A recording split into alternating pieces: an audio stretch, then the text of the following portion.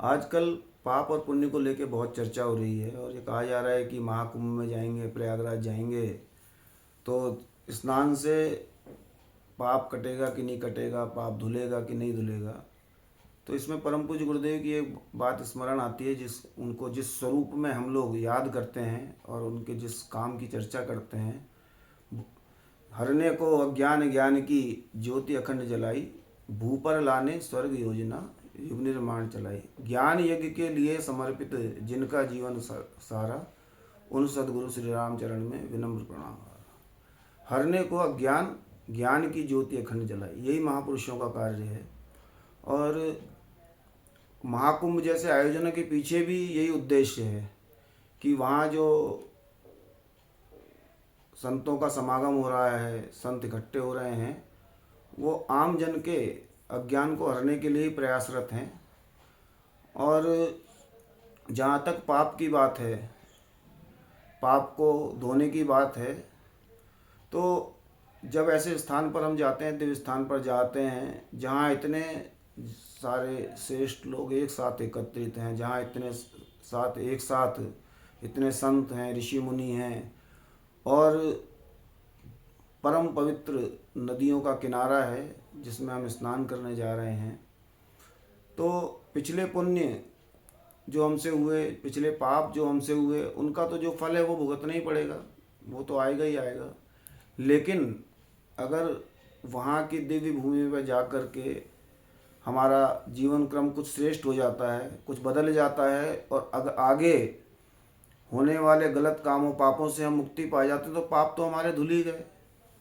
और यही मानव जीवन का उद्देश्य भी है कि हम अपने आप को श्रेष्ठ से श्रेष्ठतर बनाते हुए चलें,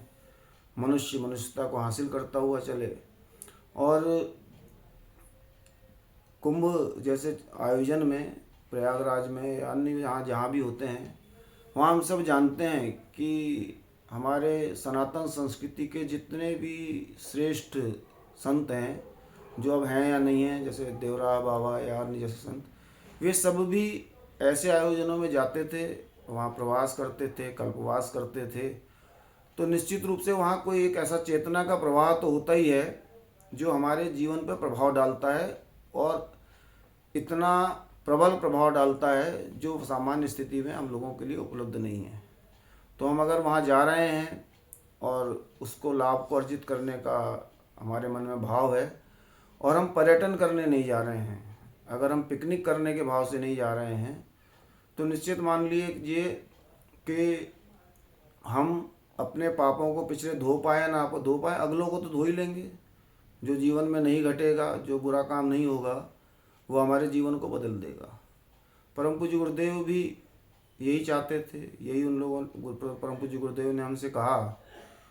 और जो लोग मिशन से जुड़े हैं वो निरंतर वही कर रहे हैं, श्रेष्ठता में हमारी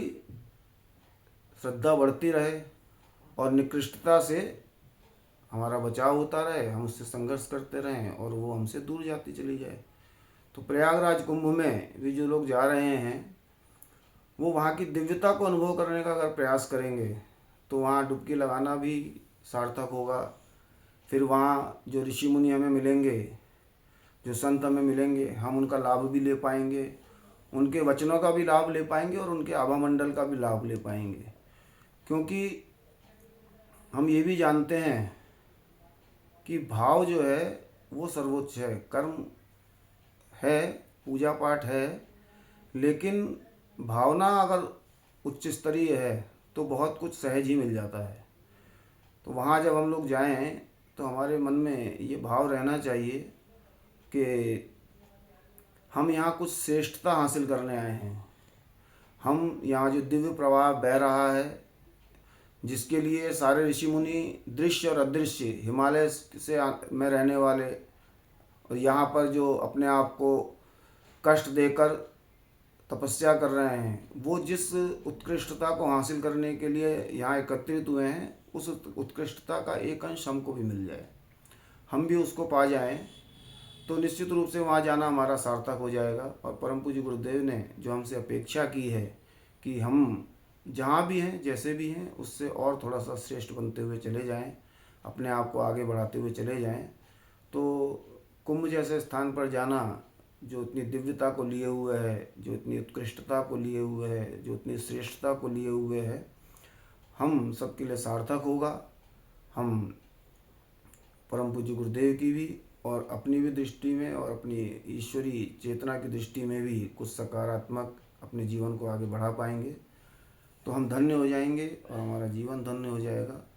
आइए ऐसा ही प्रयास करें कि जो लक्ष्य हमारे पास है अपने जीवन को श्रेष्ठ से श्रेष्ठतम बनाने का, उसको हम पा पाएँ। बहुत बहुत साधुवाद, धन्यवाद।